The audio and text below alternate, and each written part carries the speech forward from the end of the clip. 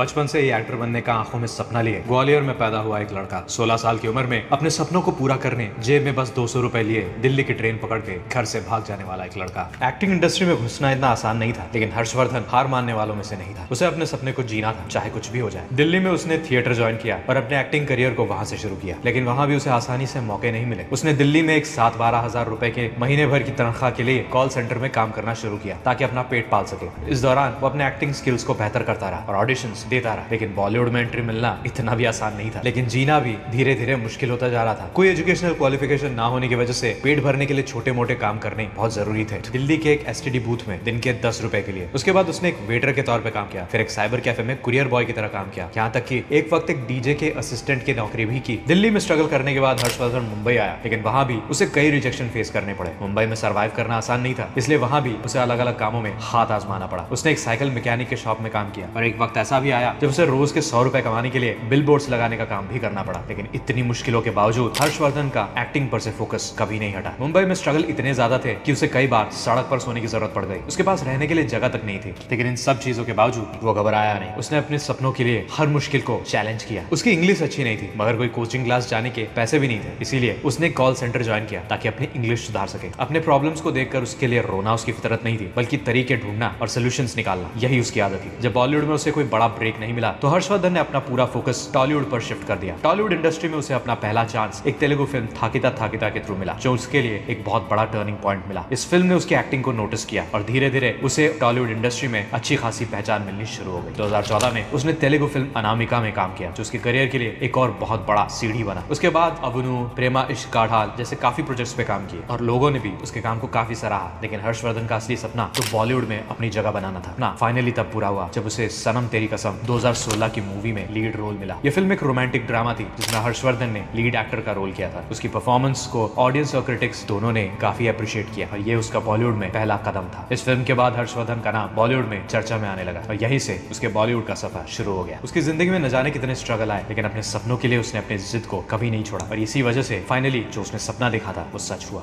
Einstein ने कहा था, imagination is more important than knowledge. अगर सच में तेरे इमेजिनेशन में दम है तो नॉलेज लाने का रास्ता मिल ही जाता है। जो भी तूने आज तक सोचा है सब सच हो सकता है। तेरी सोच ही तेरी कल की कहानी लिखती है। अगर तू अपने सपने को देख सकता है, उसे अपनी सोच में जगह दे सकता है और अगर तुझ में जिगर है ये बोलने की कि मैं इसे हासिल कर सकता हूं, तो वो सच जरूर होगा। 1986 में फ्रेंच रिसर्चर रेने पोश का एक इंटरेस्टिंग एक्सपेरिमेंट था। उसने इस एक्सपेरिमेंट में एक रोबोट बनाया जो एक रूम में रैंडमली मूव करता था। उसे वैसे ही प्रोग्राम किया था कि वो रैंडमली घूमे। रोबोट का मूवमेंट पूरी तरह रैंडम था, ये नहीं बताया जा सकता था कि वो किस डायरेक्शन में जाएगा। फिर कुछ नए पैदा हुए चिकन को उसके आसपास छोड़ दिया गया। अब पंछियों में ये आदत होती है, पैदा होने के बाद तो जिसे पहले देखते हैं उसी को अपनी माँ समझ बैठते हैं। तो इन चिकन ने भी उस हिलते हुए रोबोट को देखा और उसे अपनी माँ समझा और उसके पीछे पीछे भागने लगे। अब एक्सपेरिमेंट के दौरान उन चिकन को उसी कमरे में रखे कोने में एक पिंजरे के अंदर डाल दिया गया। रोबोट को अभी भी बाहर खुला छोड़ा गया था, वो अभी भी रैंडमली घूम रहा था। मगर कुछ वक्त बाद एक कमाल हुआ। जो रोबोट पहले रैंडमली कहीं भी घूम रहा था, वो अब अपना 70% वक्त उन चिकन के पिंजरे के आसपास घूमने लगा। क्योंकि वो चिकन उसे अपनी माँ समझ रहे थे, वो उसके पास जाना चाहते थे, उसके पास रहना चाहते थे या चाहते थे कि वो उनके आसपास ही रहे। उनके इसी चाहत में इतनी शक्ति थी कि उसने उस रोबोट के एक निर्जीव चीज के मूवमेंट को कंट्रोल करना शुरू कर दिया। यही है चाहत की ताकत। यही सबूत है कि अगर किसी चीज को दिल से चाहो तो वो अपने आप तुम्हारी ओर आकर्षित होनी शुरू हो जाती है। बस चाहकर तो देखो। बहुत बार लोग सोचते हैं, बहुत कुछ चाहते हैं, मगर उसे आकार नहीं देते, उसके लिए अंदर भरोसा नहीं जगा पाते। बार बार यही कहते हैं कि पता नहीं होगा या नहीं, और इसी वजह से उनका दिमाग भी इसी डाउट में रहता है कि शायद मुझसे होगा ही नहीं। अपने आप से हमेशा ये बोल कि मैं कर दिखाऊंगा। मशहूर बॉलीवुड एक्टर शाहरुख खान भी अपने इंटरव्यू में कहता है कि मैं रोज सुबह उठकर अपने आप से बस यही कहता हूँ, आई एम द बेस्ट। मुझे पता है कि मैं सबसे बेहतर नहीं, मुझे पता है कि ऐसे बहुत लोग हैं जो मुझसे कहीं ज्यादा बेहतर है, लेकिन मैं ये मानने को तैयार नहीं। मैं रोज सुबह बस अपने आप को ये बोलता रहता हूँ तब तक जब तक मुझे खुद से यह यकीन न हो जाए कि मैं सबसे बेस्ट हूँ। विराट कोहली भी कहते हैं कि जब भी खेल के बीच उन्हें नर्वसनेस होती है तो वो अपने आप से कहते हैं, I am good enough, I am good enough, यानी कि मैं कर दिखाऊंगा। नेगेटिव मत सोच, बिल्कुल नहीं, सिर्फ पॉजिटिव सोच। ये मत सोच कि नहीं होगा, ये सोच कि आखिर क्यों नहीं होगा, कोई साला रोक के तो दिखाए। ये सच है दोस्त, ये बिल्कुल बिल्कुल सच है। जो भी तू सोचता है अगर पूरी जान से सोचता है तो वो सच जरूर हो सकता है, 100% सच हो सकता है। जिम कैरी जो एक वर्ल्ड फेमस एक्टर और कॉमेडियन है, उनकी एक बहुत इंटरेस्टिंग कहानी है। अर्ली 90s में जब जिम कैरी स्ट्रगलिंग एक्टर थे, उन्होंने अपने लिए एक $10 मिलियन का चेक लिखा और उस चेक को अपने वॉलेट में रख दिया। लेकिन वो उस चेक को रोज देखा करते थे और अपने मन में ये विजुअलाइज करते थे कि एक दिन उन्हें ये अमाउंट $10 मिलियन का एक्चुअल में उन्हें मिलेगा। उनका ये फेथ इतना स्ट्रांग था और उन्होंने इतनी मेहनत की कि कुछ सालों बाद उनका ये सपना सच हुआ। कुछ सालों बाद डम एंड डमर मूवी के लिए उन्हें एग्जैक्टली $10 मिलियन